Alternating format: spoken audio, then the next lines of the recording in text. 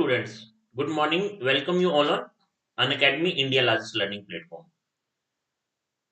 आज हम डिस्कस करेंगे कंटिन्यूएशन में लास्ट चैप्टर के लास्ट लेक्चर के जहां हमने बीगो नोटेशन को डिस्कस किया। आज हम theta omega and time complexity को डिस्कस करेंगे।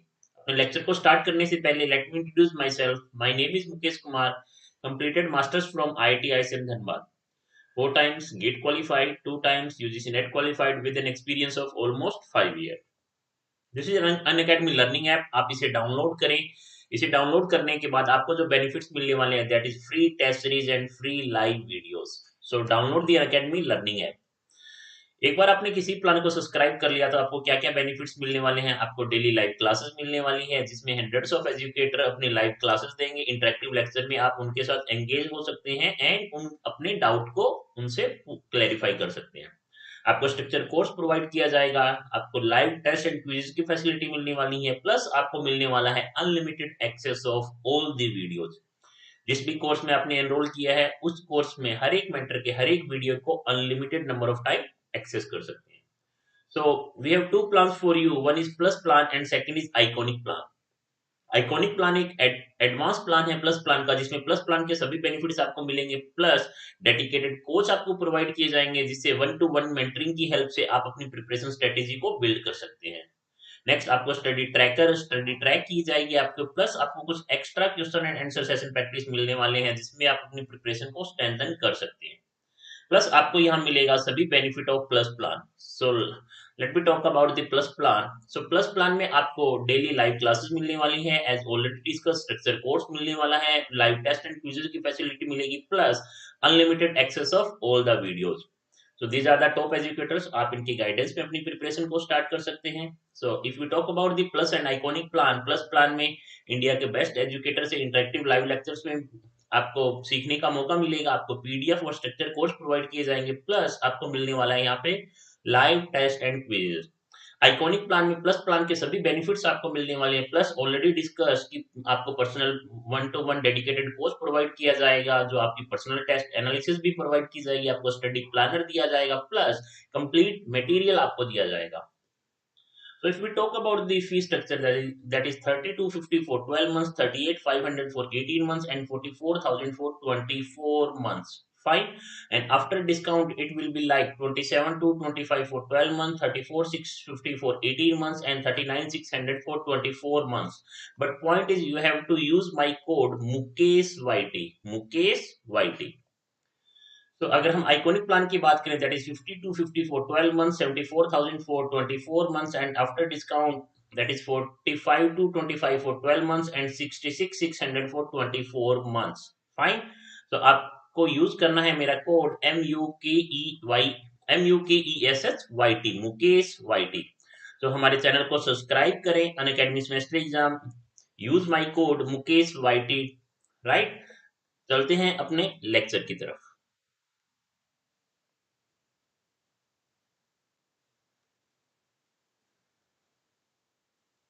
लास्ट लेक्चर में हमने डिस्कस किया था बीगो नोटेशन। आज हम देखेंगे omega notation.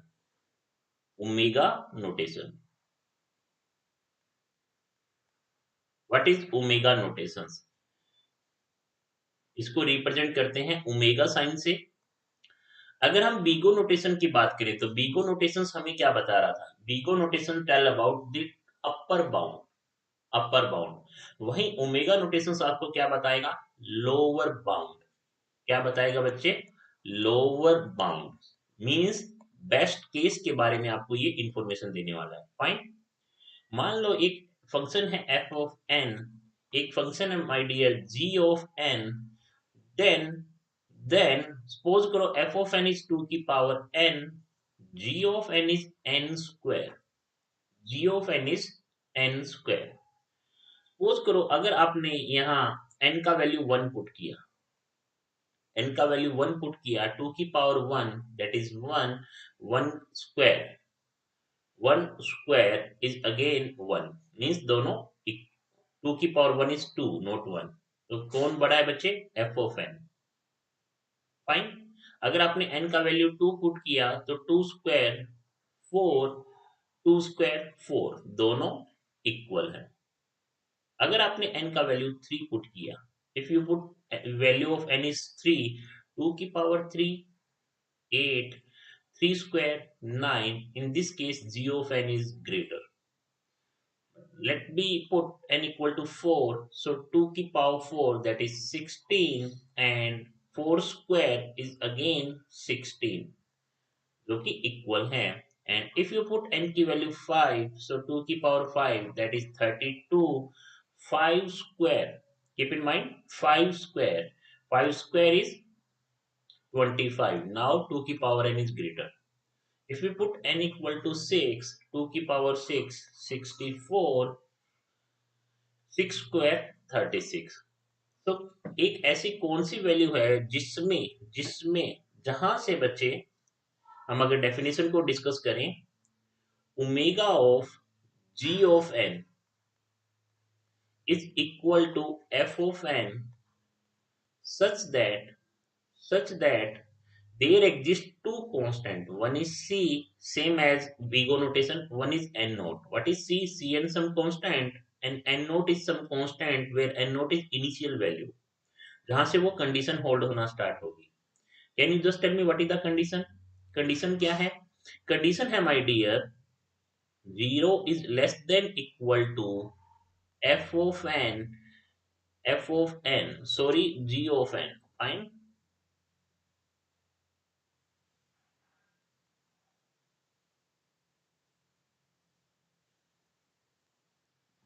Zero is less than equal to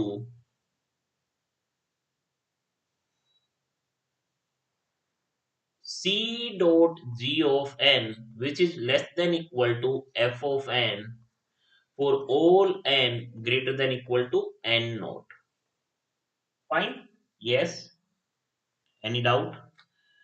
Omega of g of n is equal to, 0 is less than equal to c dot g of n, which is less than equal to f of n. It means अगर हम बीगो notation की बात करें, big O of g of n, तो हमने क्या लिखा था? सेम लिखा था बच्चे, f of n, where we have two constant c and n0, where 0 is less than equal to f of n is less than equal to c dot g of n for all n greater than equal to n naught.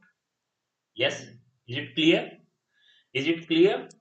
तो point यहाँ पे समझने की ये बात है कि हम किसकी रिस्पेक्ट में बात कर रहे हैं, जी ऑफ एन फंक्शन की रिस्पेक्ट में बात कर रहे हैं. Fine.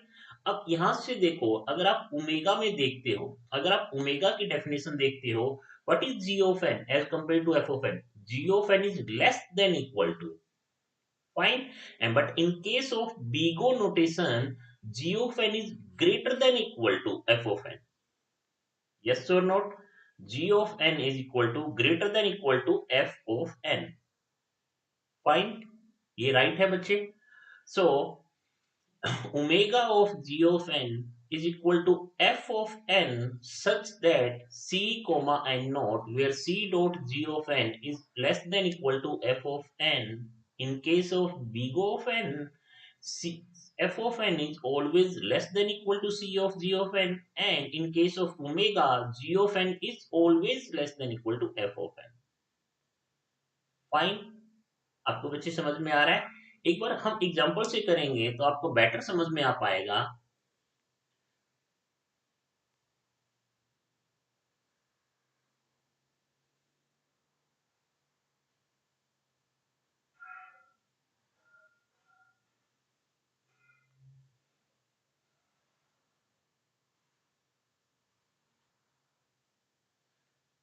In case of omega notations,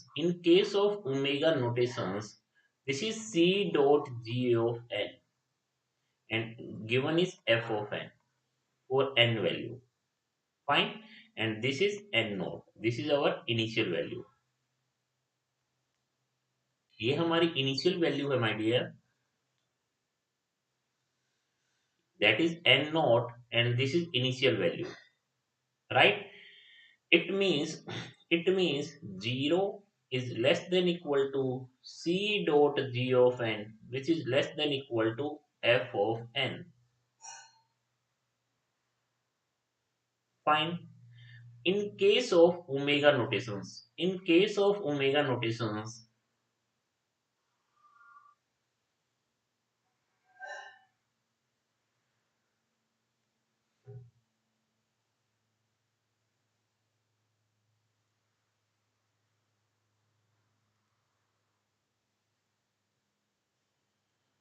that is C dot G of n, and this one is F of n, and this is the initial point where condition start हो गया, hold होना बच्चे. Fine. It means in case of omega notations, 0 is less than equal to f of n, which is less than equal to C dot G of n. Fine. It means in case of g of omega, g of n is less than equal to, but in case of big O, g of n is greater than equal to. Fine. अब हम अपने previous example की तरफ move करेंगे. तो यहाँ पे वो कौन सी इनिशियल वैल्यू है जहां से C of N, ji of N, ji of N 0 is less than equal to C dot ji of N is less than equal to F of N होना स्टार्ट हुआ है for all N greater than equal to N naught. वो initial point मुझे बताएं जिसके बाद ये condition hold होना स्टार्ट हुआ है. Any idea? Can you just tell me the initial condition from where g of n holds this condition for n equal to 4. Keep in mind, ध्यान से देखें. For n equal to 4, g of n is always less than equal to f of n. G of n is always less than equal to f of n.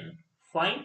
और इसके बाद में आप n की कोई भी वैल्यू इंक्रीमेंट करिए, कितनी भी बड़ी वैल्यू को लिखिए बच्चे, ये कंडीशन हमेशा होल्ड होगा. पॉइंट क्लियर है? Is it clear my dear? It means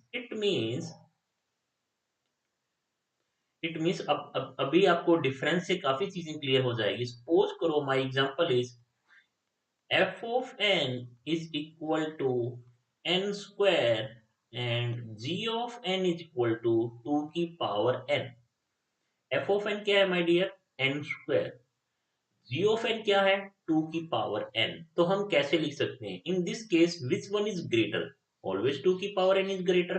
for which initial value? For all n greater than equal to 4. 4 या 4 से बड़ी कोई भी n की वैल्यू होगा तो 2 की पावर n n स्क्वायर के इक्वल होगा या ग्रेटर होगा. फाइन. ये हमने अभी चार्ट में अपनी वैल्यूज को पुट करके देखा है. फाइन. तो आप कैसे लिख सकते हो? Because g of n is greater, can I right f of n is equal to big O of g of n. First case. Second case, can I write g of n is equal to omega of f of n for all n greater than equal to n naught. Right. ध्यान से देखो, इस part को मैं कैसे replace कर सकता हूं? इस पार्ट को मैं कैसे रिप्लेस कर सकता हूं? Less than equal to C dot ji of n. इस पार्ट को मैं कैसे रिप्लेस कर सकता हूं? सी डॉट कौन बड़ा है? अगेन बच्चे, अगर हम जी के रिस्पेक्ट में बात करें, यहां कौन बड़ा होगा? सी बड़ा होगा. It means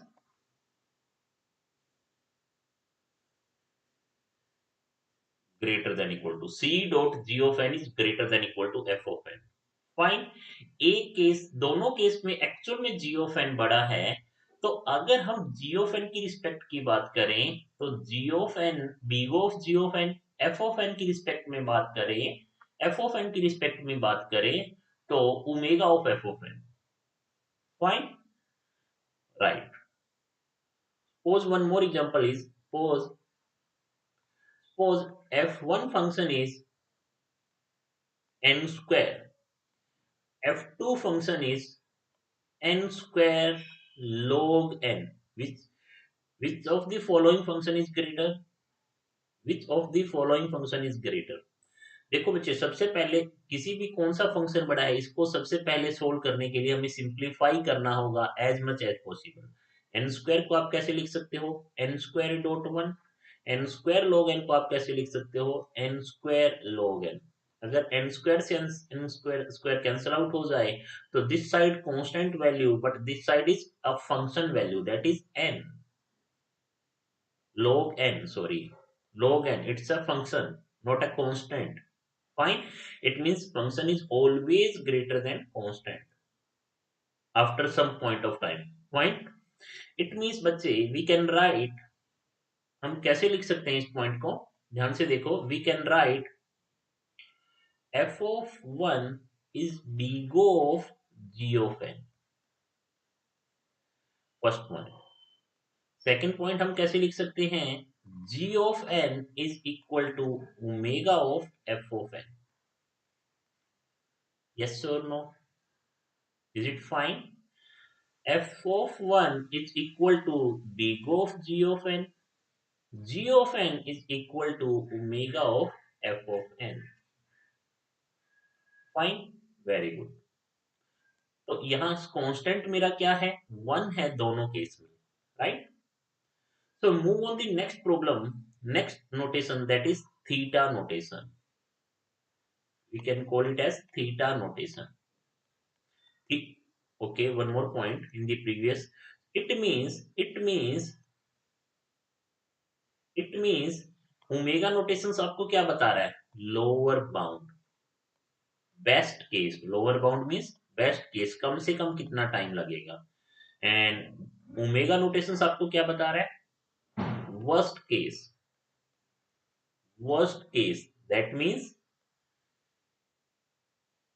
upper bound, that means upper bound. Fine, very good. Theta notations, अब आप ध्यान से देखो बच्चे इस पॉइंट को। थीटा नोटेशंस क्या बता रहे हैं आपको? Average case. Average case, on an average क्या टाइम लगने वाला है? फाइन। तो note theta of g of n is equal to f of n such that, अब यहाँ पे हमारे पास कितने कांस्टेंट होंगे? c1 c2 and n not. c1 c2 and n not. Fine, c1 c2 and n not. अब यहाँ पे देखो बच्चे क्या है?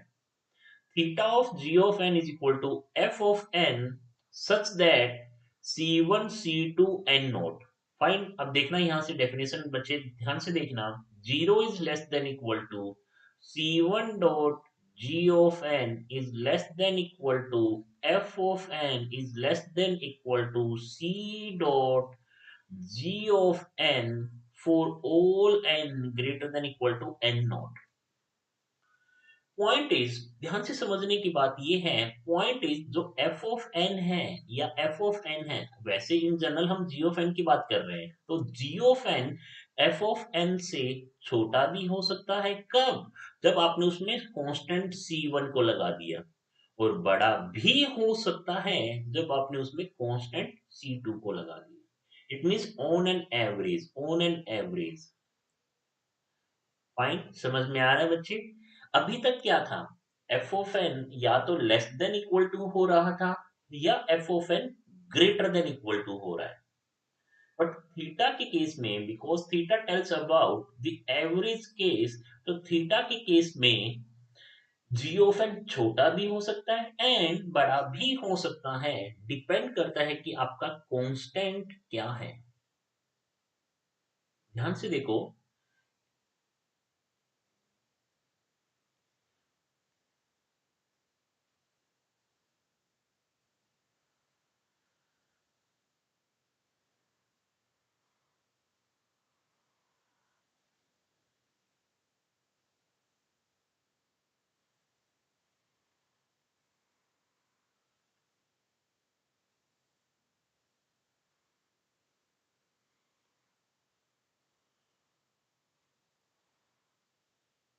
तो ये है मेरा F of N.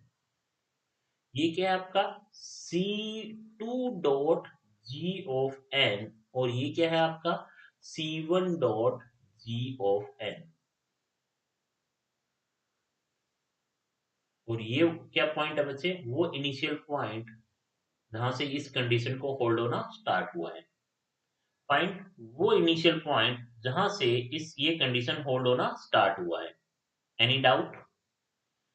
Very good बच्चे। इसका एक एग्जांपल समझते हैं, तो एग्जांपल से आपको काफी चीजें क्लियर हो जाएगी। सपोज करो हमारे पास एक f1 फंक्शन है that is n square, f2 एक फंक्शन है that is n square plus 2। Which of the following function is greater? Yes anyone? Which of the following function is greater? Is n square is greater? Is n square plus 2 is greater? अगर हमने f1 में कोई भी constant को add या multiply नहीं किया, तो इस केस में हम ये कह सकते हैं f1 is big O of n f2। Fine, आप कह सकते हो। प्लस आप ये भी कह सकते हो कि अगर f1 में आपने कुछ कांस्टेंट ऐड या मल्टीप्लाई कर दिया, तो f1 is omega of f2। Fine. कैसे बच्चे?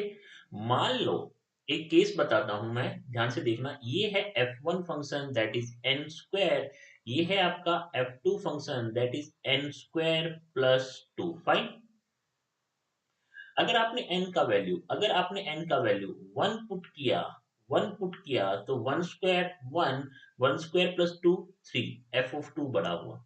n का वैल्यू 2 पुट किया, यहाँ कांस्टेंट क्या ऐड किया f2 में, कांस्टेंट आपने सी एन स्क्वायर प्लस 2 के साथ 1 को मल्टीप्लाई किया। मान लो यहाँ सी आपका क्या है, 1 है, राइट? तो उस केस में 2 स्क्वायर 4, 2 स्क्वायर प्लस 2 6, अगेन ये ग्रेटर है। 3 3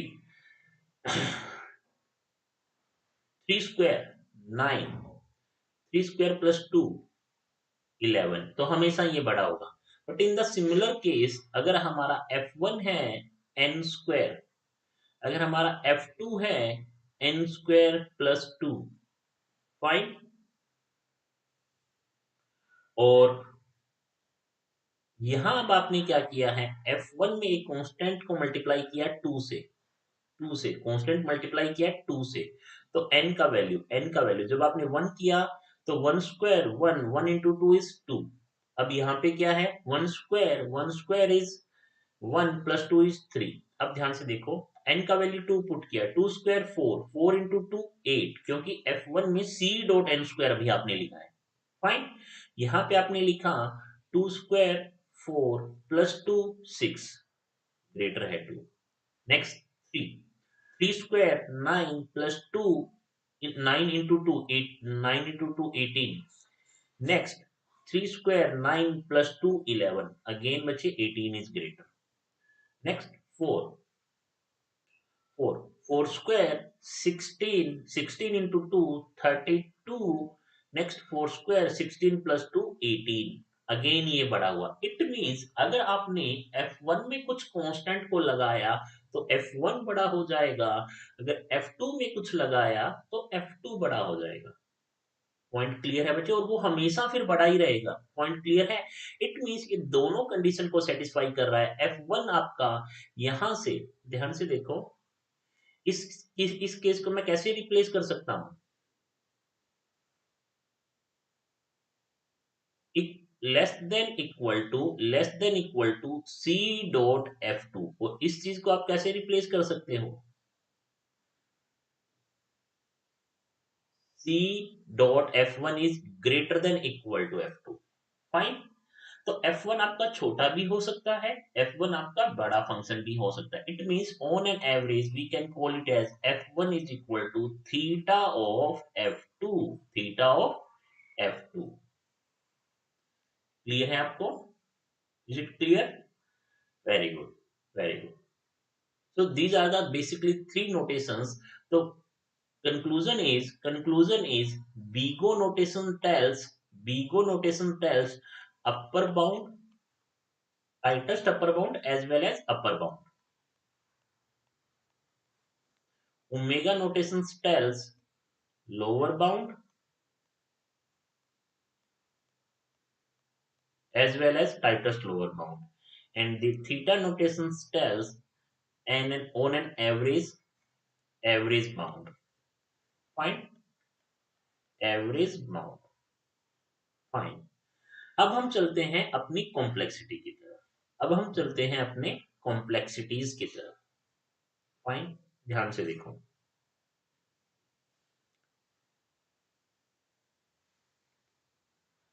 we have to find out the time complexity of the what is the time complexity of my program और माय एल्गोरिथम। टाइम कॉम्प्लेक्सिटी को इनफॉर्मल वे में हम क्या कह सकते हैं? Time complexity means total number of steps, each step execute how many times, each step executes how many time, and what is the total time required, what is the total time required, और हर एक step को execute होने में कितना time लगेगा, this summation of that time.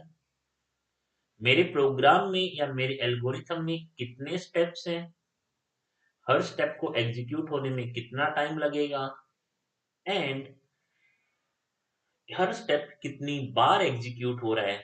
अब इन सब का मैं समेशन कर दूं, that is the total time of my program.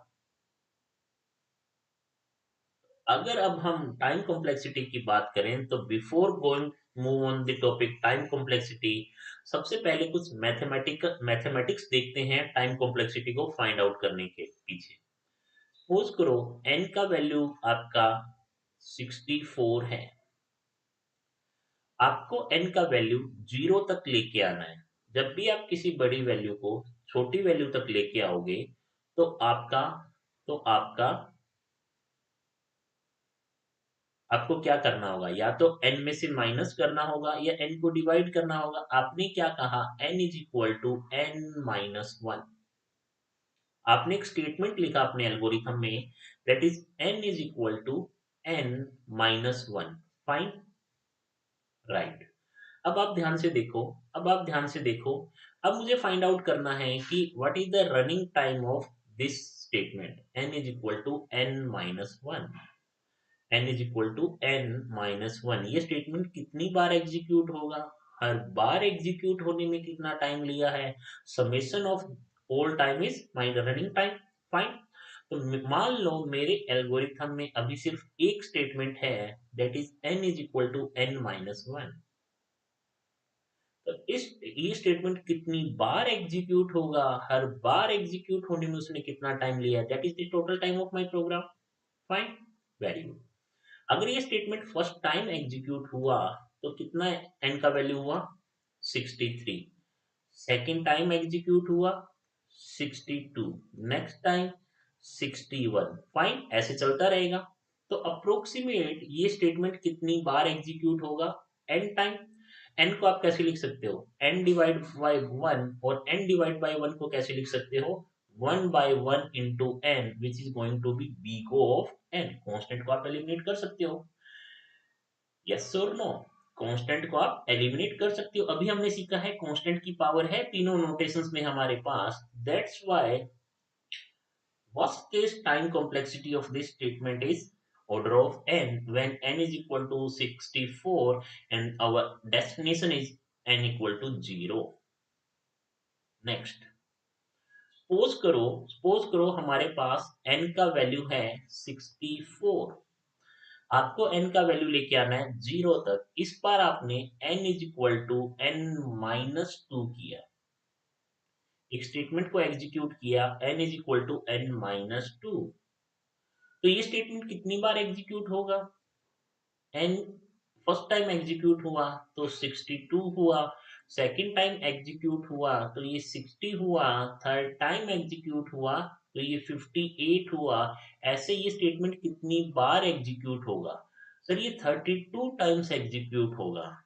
Fine, और हम इसे कह सकते हैं सर ये n/2 टाइम्स एग्जीक्यूट होगा, यस। और n/2 को आप कैसे लिख सकते हो, 1/2 into n which is going to be order of n, again order of n. Yes or no? It means अगर हम अपनी मेरा एक स्टेटमेंट है जिसमें माइनस हो रहा है, माइनस सम कांस्टेंट माइनस हो रहा है हर बार, वो वो इटरेटिव मैनर में एग्जीक्यूट हो रहा है, so the running time of that statement is order of n, order of n. Yes, is it clear और नॉट? इज इट क्लियर और नॉट? क्या ये आपको क्लियर है? Any doubt? अगर आप डाउट है तो आप मुझसे पूछ सकते हैं कि ये कैसे हुआ, और अगर आपको क्लियर है, वेल एंड गुड. हम नेक्स्ट कुछ और मैथमेटिक्स देखेंगे रनिंग टाइम को फाइंड आउट करने के पीछे, and then we move on our original topic. Fine. Next, suppose करो आपके पास n का वैल्यू 0 है and you want to move your n का वैल्यू दैट इज 64. तो अगर आप किसी छोटी वैल्यू से बड़ी वैल्यू की तरफ मूव करोगे, फाइन, तो आपका क्या आंसर होगा? n is equal to n plus two होगा. n is equal to n plus two कर सकते हो. तो ये स्टेटमेंट कितनी बार एग्जीक्यूट होगा? फर्स्ट टाइम एग्जीक्यूट हुआ तो n का वैल्यू 2 हुआ. सेकेंड टाइम एग्जीक्यूट हुआ तो n का वैल्यू 4 हुआ. थर्ड टाइम एग्जीक्यूट हुआ तो n का वैल्यू 6 हुआ. ये सब ऐसे चलता रहेगा. यस और नो? यस और नो? तो ये स्टेटमेंट कितनी बार एग्जीक्यूट हुआ? अगेन ये स्टेटमेंट कितनी बार एग्जीक्यूट हुआ? n by 2 times. We can write n by 2 as 1 by 2 into n, which is going to be order of n. Is it fine? Is it clear? Very good. It means suppose करो n का value है 0 and n का value आपको 60 तक लेके आना है. It means आपने स्टेटमेंट क्या एग्जीक्यूट किया? n is equal to n plus 10. Fine. तो फर्स्ट टाइम एग्जीक्यूट किया 10, second time 20, third time 30, next 4. ऐसे कितनी बार एग्जीक्यूट होगा? n by 10 times. That means 1 by 10 into n, which is going to be order of n. Again order of n. Maximum it will take order of n time. Maximum it will take order of n time. Yes, is it clear or not? ये clear है या नहीं है बच्चे?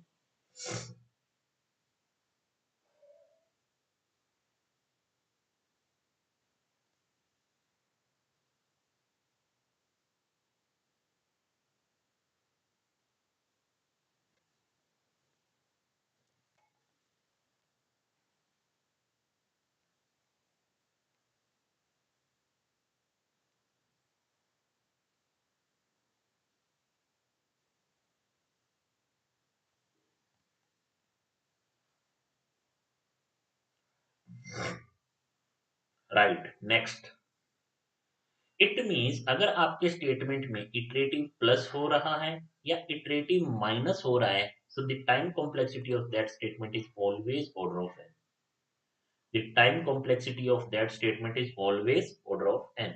Next, suppose करो आपका n का value 64 है और n का वैल्यू आपको मूव करना है 1 तक. तो आपने एक स्टेटमेंट एग्जीक्यूट किया, बिकॉज बड़ी से छोटी वैल्यू की तरफ हम मूव कर रहे हैं, तो या तो हम माइनस कर सकते हैं या हम डिवाइड कर सकते हैं. n is equal to n by two. n equals to n by two. So can you just tell me what is our running time? ये स्टेटमेंट कितनी बार एग्जीक्यूट होगा? जब फर्स्ट टाइम एग्जीक्यूट हुआ तो n का वैल्यू 32 हुआ. जब नेक्स्ट टाइम एग्जीक्यूट हुआ तो n का वैल्यू 16 हुआ. नेक्स्ट टाइम एग्जीक्यूट हुआ तो n का वैल्यू 8 हुआ. Next time 4, next time 2 and next time 1. तो ये स्टेटमेंट कितनी बार एग्जीक्यूट हुआ? 1 time, 2 time, 3 time, 4 time, 5 time and 6 time. ये स्टेटमेंट आपका 6 टाइम एग्जीक्यूट हुआ. तो can you just tell me ये स्टेटमेंट कितनी टाइम एग्जीक्यूट हुआ? 6 टाइम. तो ऐसा कौन सा फंक्शन है जब आपने उसको इनपुट 64 दिया तो आपका output output will be 6? Can you just tell me what is your function जिसमें आपने अगर n का वैल्यू 64 दिया है तो आपका आउटपुट 6 आए? Any idea? ध्यान से देखो बच्चे, ध्यान से देखो। अगर इनपुट 6 दिया तो 2 की पावर 6 क्या होगा? 64 होगा। यस। तो आपको 6 चाहिए, तो आपने अगर log लिया तो 6 log 2 इज इक्वल टू 64। समझ में आया कि नहीं आया बच्चे? तो आउटपुट कितना आया? 6 input, 6 output when input is 64। It means log n base 2। Base कितना होगा? जिससे आप इटरेटिव डिवाइड कर रहे हो, आप हर बार 2 से डिवाइड कर रहे हो, base is 2। So the running time of this problem is order of log n base 2। ये क्लियर है बच्चे? Order of log n base 2 कैसे बच्चे? देखो, log इनपुट क्या था आपके पास? 64 बेस 2। अब ये पॉइंट ध्यान में रखो, log 64 को आप कैसे लिख सकते हो? 2 की पावर 6, 6 आगे आ जाएगा तो 6 dot log 2 base 2, 6.1 is equal to 6। Yes और नो? तो जब आपने इनपुट n का वैल्यू 64 दिया तो आउटपुट आपके पास 6 आया।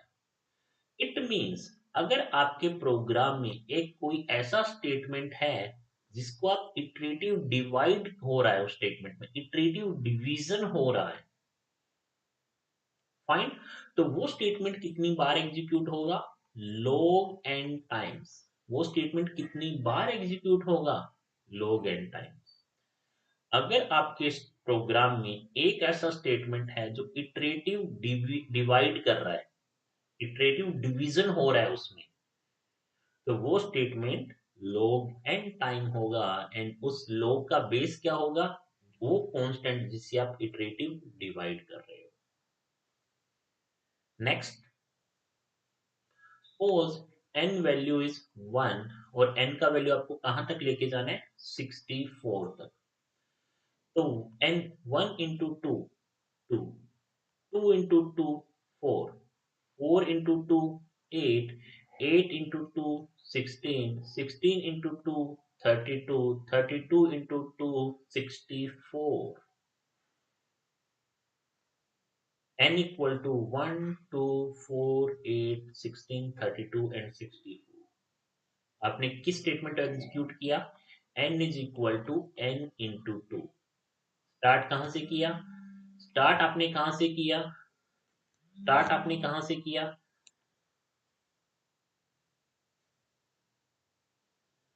स्टार्ट आपने कहां से किया? 1 से। खत्म कहां हुआ? 64 पे। तो ये स्टेटमेंट कितनी बार एग्जीक्यूट हुआ? 1 time, 2 time, 3 time, 4 time, 5 time and 6 time. Fine. तो ये स्टेटमेंट कितनी बार एग्जीक्यूट हुआ? 6 टाइम। तो अब n का वैल्यू क्या था? 64। जहां, क्योंकि 1 से स्टार्ट किया तो रीच किया 64 तक। आउटपुट कितना आया? 6। अगेन आंसर क्या होगा? log n base 2। log n base 2। Fine. log n base 2। Very good, very good. Clear है? इट मीन्स हमने कुछ बेसिक पॉइंट को अभी तक डिस्कस किया है कि टाइम, टोटल टाइम कितना लगेगा। तो कंक्लूजन अभी तक हमने ये देखा कि कोई n आपका स्टेटमेंट है जिसमें प्लस या माइनस सम कांस्टेंट हो रहा है, तो वो statement order of n time execute होगा। और कोई n मल्टीप्लाई या डिवाइड हो रहा है k से, तो ऑर्डर ऑफ log n होगा, ऑफ log n होगा। फाइन। ये कंक्लूजन समझ में आया आपको कि अगर आप n में कुछ कांस्टेंट में प्लस कर रहे हो या माइनस कर रहे हो और ये स्टेटमेंट एग्जीक्यूट हो रहा है बार बार, that's why order of n। Fine. Very good. अब इसको एक बार एग्जांपल से समझते हैं। एक्चुअल में जो भी मैंने अभी ये स्टेटमेंट कहा है, ये एक्चुअल में कंप्लीट नहीं है, क्योंकि इसका बेस कंडीशन, टर्मिनेशन कंडीशन, ये सब चीजें आपको पता होना चाहिए। Then we can see that order of n। Point देखो माय डियर,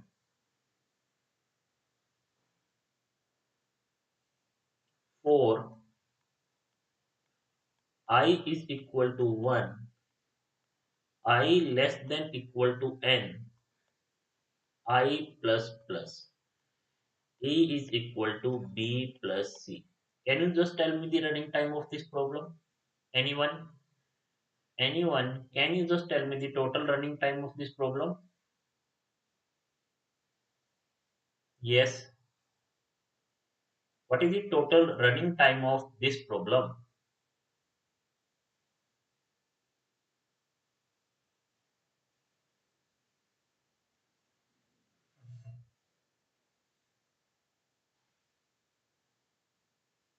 ध्यान से देखो, ध्यान से देखो। Point is point is I कहां से स्टार्ट हुआ? आई आपका 1 से स्टार्ट हुआ। आई कहां तक जाना है? एन तक। आई एन तक जाना चाहिए मेरा। फाइन।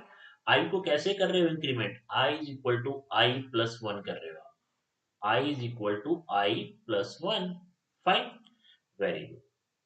तो I 1 plus one 2 plus one 3 plus one 4 plus one 5 plus one 6, अगर एन 10 हुआ तो कितने स्टेटमेंट एग्जीक्यूट किए?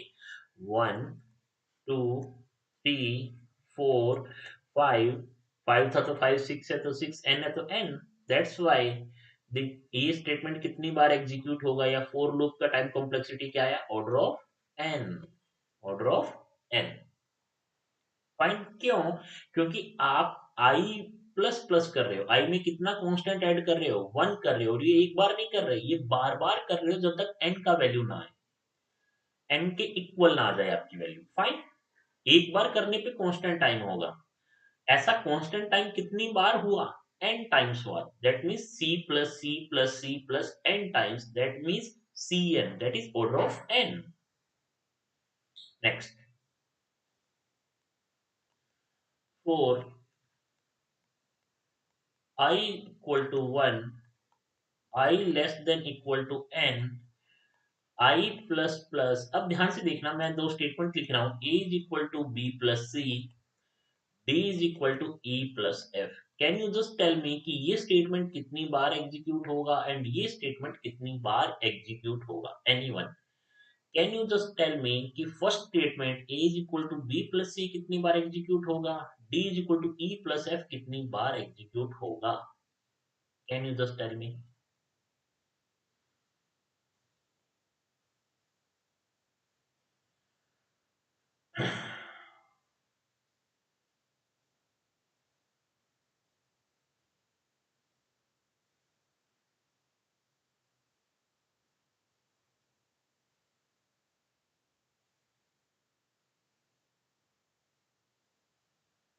ए is equal to B plus C कितनी बार एग्जीक्यूट होगा, D is equal to E plus F कितनी बार एग्जीक्यूट होगा? Is there any idea?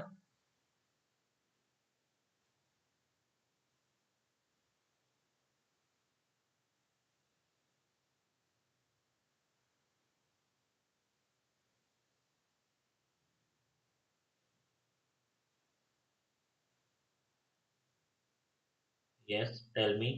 Is there any idea?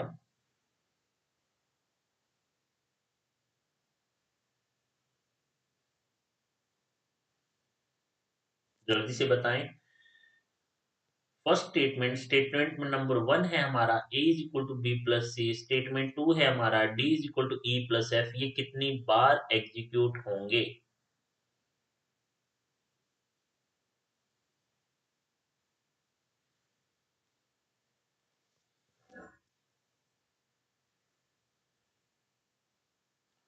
Yes. For i equal to one, i less than equal to n, i plus plus, a is equal to B plus C, D is equal to E plus f, first statement कितनी बार execute होगा? Your answer is n and n. First statement भी n time आपने कहा, second statement भी n time कहा, which is wrong answer. ध्यान से देखो।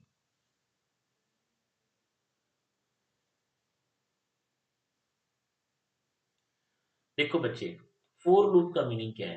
First statement i is equal to one हुआ, आई का वैल्यू वन हुआ। फाइन। वेरी गुड, आई का वैल्यू वन हुआ। नेक्स्ट स्टेटमेंट बच्चे, one i is less than equal to n, one is less than equal to n. Condition true है। Condition true है तो for loop कहता है कि जो भी अंदर ब्लॉक में लिखा हुआ है पहले वो एग्जीक्यूट होगा। बट क्या यहाँ पे कोई ब्रैकेट्स थे? ब्रैकेट्स थे? No. It means it means by default for loop consider first statement in its fine। तो ये एग्जीक्यूट होगा, ये स्टेटमेंट एग्जीक्यूट हुआ तो ये स्टेटमेंट कितनी बार एग्जीक्यूट होगा? N time. और जिस दिन कंडीशन हमारा फॉल्स होगा तो इस फोर लूप से बाहर, और बाहर आते ही नेक्स्ट स्टेटमेंट कौन सा है? D is equal to f. तो ये वन टाइम एग्जीक्यूट हुआ फिर बाहर आ गए। पॉइंट क्लियर है? इट मीन्स इट मीन्स अगर फोर लूप में ब्रैकेट्स नहीं है उसके ब्लॉक में तो बच्चे फर्स्ट स्टेटमेंट ही कंसीडर होगा उसके अंदर। तो total time is n plus one which is going to be order of n। Clear है आपको? अगर आपने ब्रैकेट, अगर आपने रेंज डिसाइड नहीं की है फोर लूप में तो फर्स्ट स्टेटमेंट ही कंसीडर होगा। Fine, very good. नेक्स्ट, अगर इसी प्रॉब्लम को मैं ऐसे लिख दूं, for i equal to one, i less than equal to n, i plus plus a is equal to b plus c, d is equal to e plus f। now can you just tell me कि statement number one and statement number two कैसे execute होगा? Any idea? Statement number one कितने times execute होगा? Statement number two कितने times execute होगा? That is n, ये भी n, total n 2n which is again order of n। Asymptotically दोनों का आंसर सेम है। लास्ट वाला n प्लस वन था, अभी वाला 2n है। असिम्प्टोटिकली इनका आंसर राइट है, that is बीगो of n। Fine, next.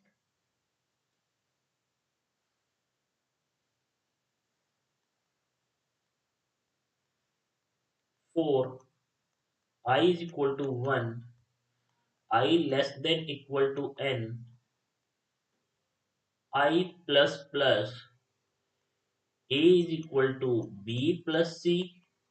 Next, one more for loop, for j is equal to 1, j is less than equal to n, j plus plus d is equal to e plus f, d is equal to e plus f। Can you just tell me what is the running time?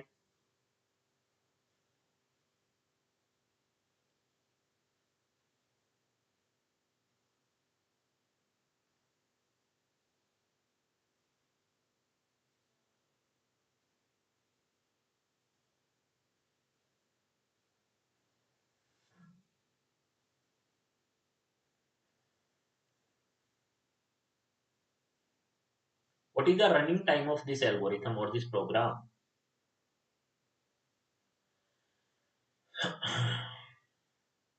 ये statement कितनी बार execute हुआ? n times. ये statement भी कितनी बार execute हुआ? n times. Total n plus n 2n which is going to be order of n, क्योंकि I loop and J loop independent है बच्चे। I loop and J loop are independent, not the nested loop. Fine, next.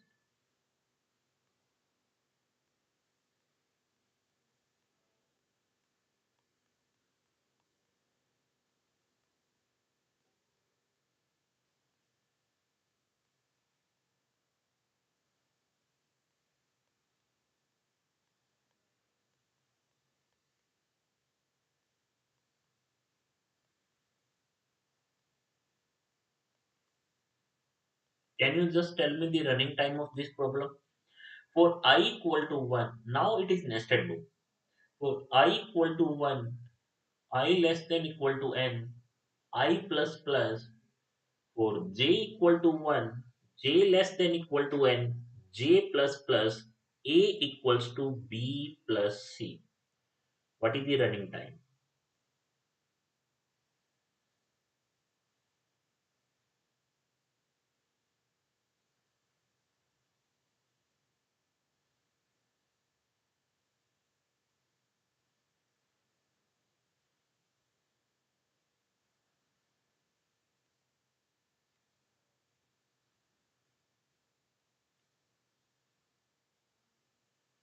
What is the running time? अब देखो बच्चे problem क्या है, suppose करो आई का वैल्यू 1 है, आई का वैल्यू 1 होगा, आई का वैल्यू 2 होगा, आई का वैल्यू 3 होगा, ऐसे चलता जाएगा। मान लो एन का वैल्यू 3 है, तो 3 less than equal to 3, yes. जैसे ही आई का वैल्यू 4 हुआ, जैसे ही आई का वैल्यू 4 हुआ, तो ये रुक जाएगा, फाइन। अब देखो बच्चे, for i equal to 1, i less than equal to n, ठीक है, 1, 1 is less than equal to 3, yes. तो बच्चे जैसे ही कंडीशन ट्रू हुआ, तो इसके अंदर जो भी है फोर लूप के अंदर वो कंप्लीट होगा पहले, तभी आई इंक्रीमेंट होगा। फोर लूप के अंदर क्या था, जे लूप था, ठीक है। तो आई 1 हुआ तो जे 1 हुआ, कंडीशन ट्रू है, 1 is less than equal to n, a is equal to B plus c execute हुआ।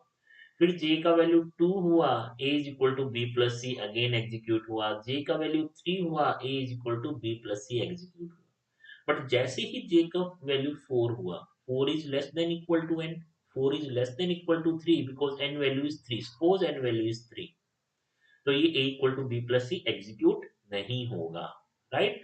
नहीं होगा तो जे लूप कंप्लीट हुआ, और जैसे ही जे लूप कंप्लीट होगा, क्योंकि i is less than equal to n, 1 is less than equal to n, condition true था, तो उसके अंदर की चीजें कंप्लीट होगी, और वो कंप्लीट हो चुका है, now i value increments, fine. तो i का वैल्यू बच्चे कितना हुआ, 2, i का वैल्यू बच्चे कितना हुआ, 2।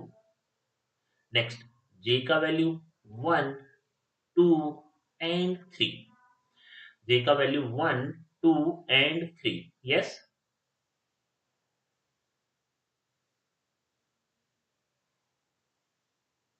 Very good, very good. Now again I, J का वैल्यू जब 4 हुआ, तो अंदर का जे लूप टर्मिनेट हो जाएगा, तो आई का वैल्यू इंक्रीमेंट होगा। तो for j equal to 1, a is equal to B plus c, a is equal to B plus c, a is equal to B plus c, again 3 time execute हुआ। फिर बच्चे i जब 3 हुआ, तो again j is equal to 1, 2 and 3 execute, 3 times execute हुआ, a is equal to B plus c. But जैसे ही J4 होगा, कंडीशन फॉल्स, लूप से बाहर, अगेन i इंक्रीमेंट होगा, और जैसे ही i इंक्रीमेंट हुआ, जैसे ही i इंक्रीमेंट हुआ, i4, now 4 is less than equal to 3, तो क्या वो j लूप पे जाएगा, नहीं जाएगा, बिकॉज कंडीशन इज फॉल्स। तो a equal to B plus C statement कितनी बार एग्जीक्यूट हुआ, 1 2 3 4 5 6 7 8 9, fine।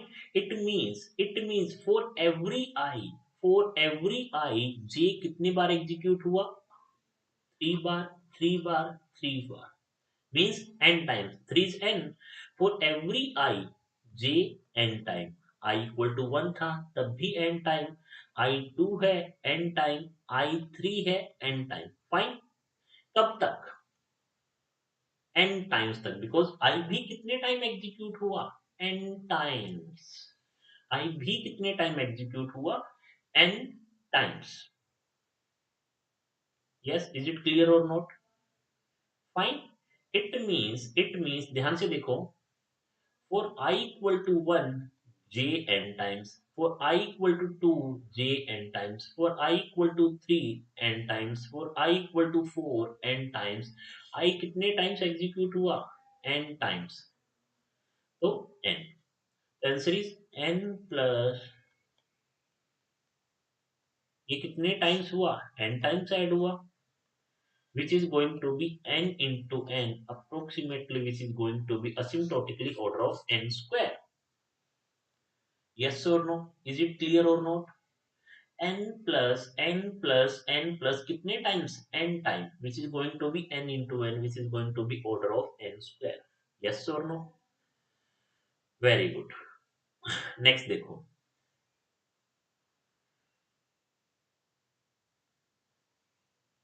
4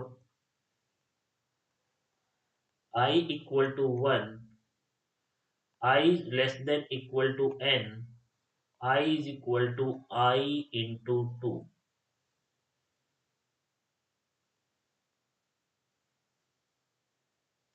A is equal to B plus C, A equals to B plus C, can you just tell me the running time of this problem?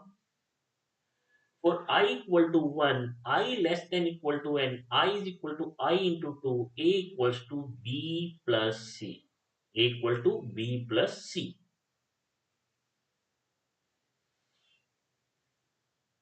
What is the running time?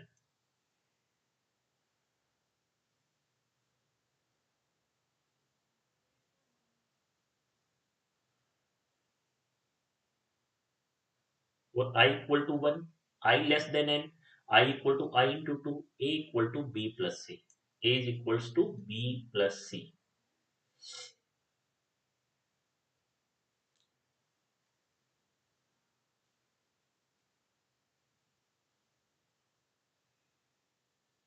Yes, anyone?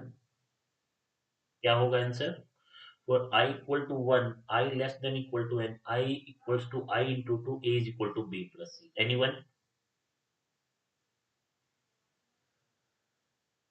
ध्यान से देखो बच्चे, जब I का value 1 था, मान लो n, n का value n है अभी, ठीक है? I 1 है बच्चे, मान लो I 1 है। 1 is 1. 1 is less than equal to n, suppose it is true. So A is equal to B plus C. Execute हुआ, वेरी गुड। नाउ I का वैल्यू कितना हुआ? 1 into 2, I का वैल्यू कितना हुआ? 2। कंडीशन चेक हुआ, 2 is less than equal to n, yes, again A is equal to B plus C। Next I, I is equal to, अब क्या 3 होगा? नो, 2 into 2, I क्या हुआ? 4 हुआ। A is equal to B plus C। I कितना हुआ? 4। A is equal to B plus C। फिर I क्या हुआ बच्चे? 4 into 2, 8। A is equal to B plus C। फिर I क्या हुआ बच्चे? 16। A is equal to B plus C। Fine. तो क्या आई 5 6 7 के लिए एग्जीक्यूट हुआ? नहीं। क्या आई 9 10 11 12 13 14 15 के लिए एग्जीक्यूट हुआ? नहीं। इट मींस आई कितने टाइम से एग्जीक्यूट हो रहा है? I executes overall log and time. I execute overall log and time, right? I execute overall log and time. Clear है बच्चे? और हर बार एग्जीक्यूट होने में उसने कितना टाइम लिया? Constant, because C A equal to B plus C always take constant time. So total running time is order of log n। Yes और no? Order of log n। Fine, very good, check करो।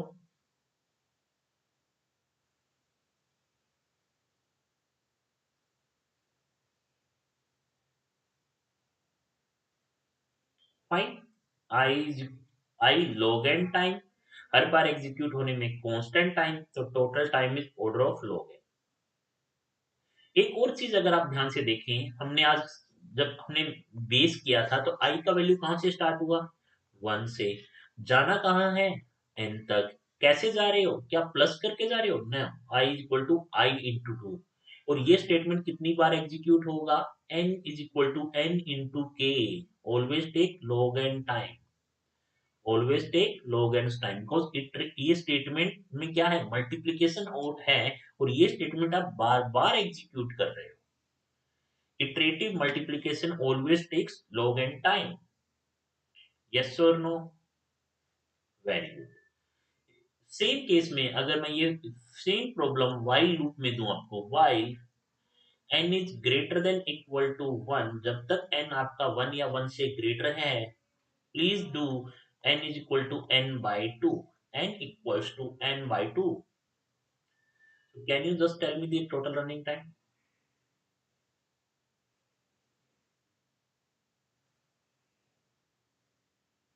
While I is greater than equal to 1, n equals to n into 2।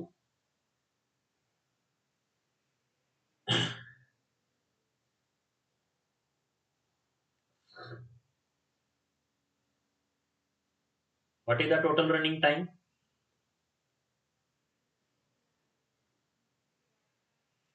What is the total running time? For n is equal to n by 2, total running time yes, again log n, because ये statement क्या है, iterative division है बच्चे, iterative multiply, iterative division always takes log n times. Fine. Next, next, for I equals to 1, I less than equal to n, I plus plus। Next, for j is equal to 1, j is less than equal to n, j is equal to j into 2। ध्यान से देखो, j is equal to j into 2। Can you just tell me the total running time of this problem? For I equal to 1, I less than n, I plus plus, for j equal to 1, j less than n, j is equal to j into 2। What is the running time?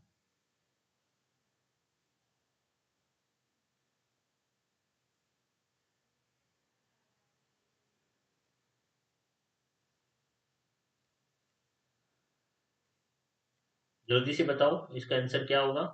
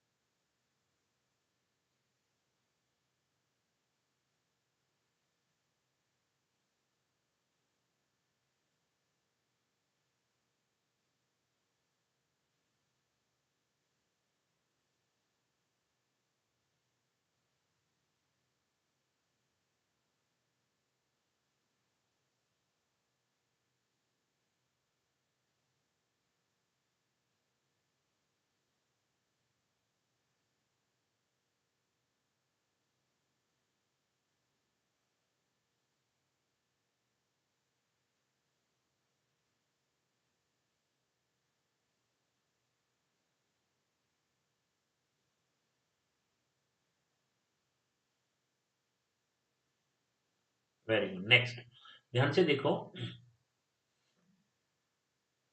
जब i equal to 1 था, जब i equal to 1 है, तो j कितने time execute हुआ, log n time, because j कैसे, j equal to j into 2 से जा रहा है। जब बच्चे i इक्वल टू 2 है, तो j log n टाइम। जब i इक्वल टू 3 है, j again log n time. जब i इक्वल टू 4 है, j again log n time. तो i कितने टाइम से एग्जीक्यूट हो रहा है, n टाइम्स। बिकॉज ध्यान से देखो, i कैसे इंक्रीमेंट कर रहा है, plus one plus one plus one, और j into two into two into two. तो log n कितने टाइम ऐड होगा, log n प्लस कितने times, n times, which is going to be big of n log n। So total time is big of n log n। Fine, very good, very good. So total time is big of n log n। So ये आज का session था जिसमें हमने basic time complexity के बारे में discuss किया। इन द नेक्स्ट लेक्चर हम इसका कंटिन्यूशन पार्ट करेंगे। So please subscribe our YouTube channel Unacademy semester exam, hit the bell icon and use my code Mukesh YT to get maximum discount। Fine, thank you so much, मिलते हैं next video में, तब तक के लिए